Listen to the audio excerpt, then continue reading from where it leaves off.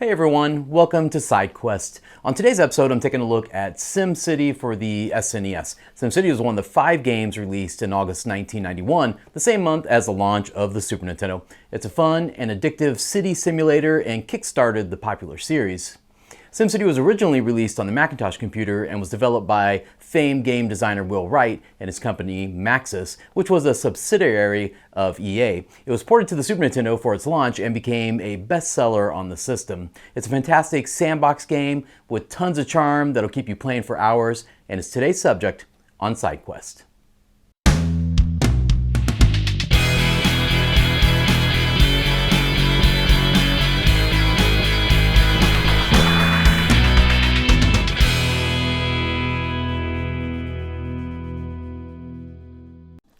SimCity is a fascinating piece of video game history, and the name says it all. In this game, you are the mayor of a simulated city that you build from scratch and maintain, controlling transportation, civic services, and all sorts of construction.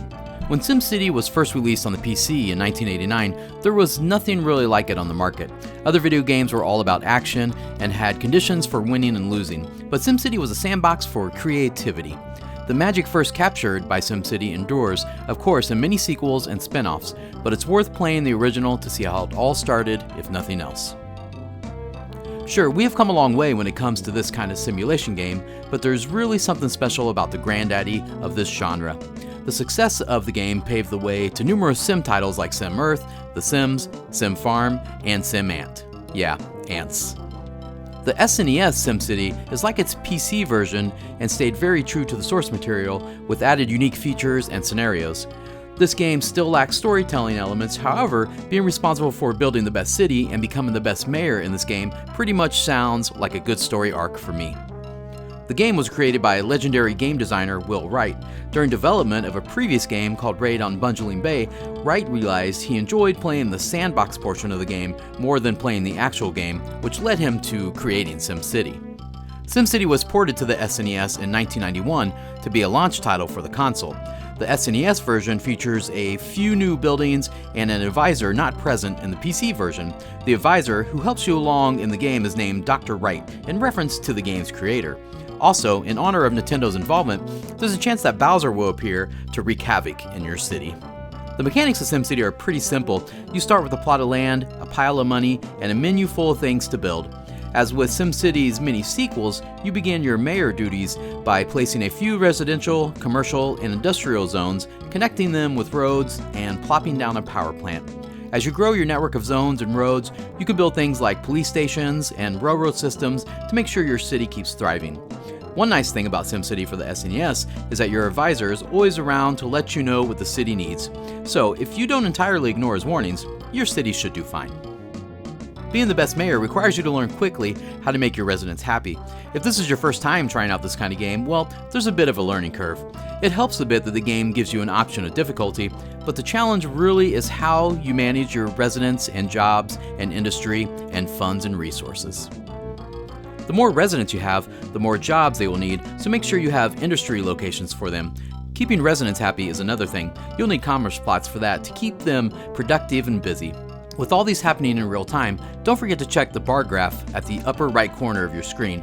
This will give you an idea of what needs to be prioritized in your city. As your city progresses, you unlock more plots. You're giving more choices of what you want to build next in your ever-growing city. Would you want theme parks? How about a casino? There'll be pros and cons depending on your choice.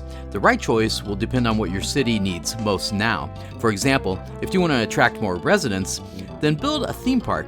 If you need more funds, go build yourself a casino. Yeah, it also takes a lot of strategy not to run out of money in this game, so spend wisely. In addition to building, there are some policy decisions that you as a mayor need to make to keep your city going.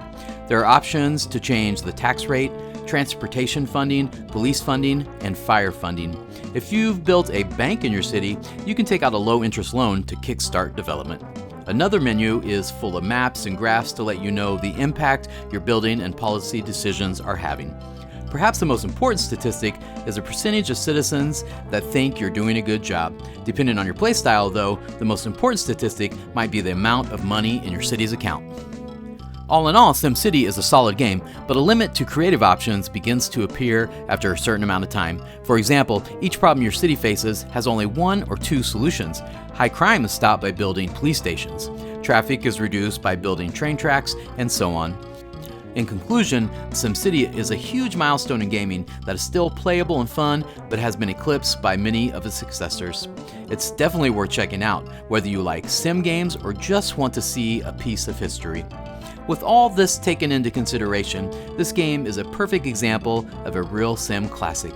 The game might be challenging, but it's fair and rewarding. Most of all, with 999 maps to choose from, you'll definitely have tons of fun building your own city after city after city.